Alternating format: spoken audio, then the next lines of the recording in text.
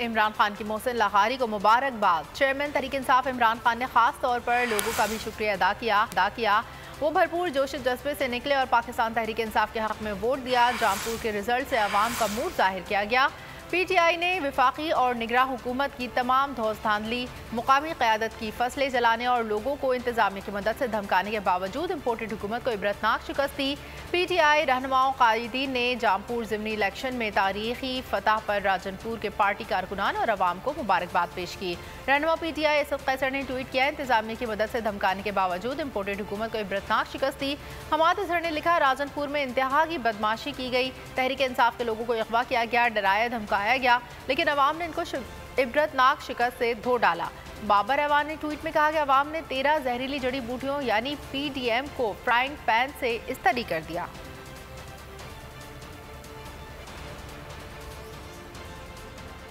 मैं हूं सैयद मुजम्मिल शाह और अब आप मुझे देख सकते हैं सिर्फ बोल न्यूज़ पर।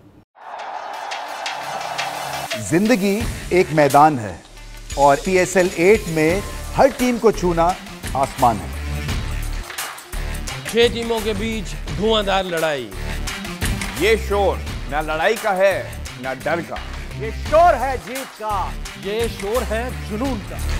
खेल का जुनून रोजाना रात 11 बजे सिर्फ बोल न्यूज़ पर।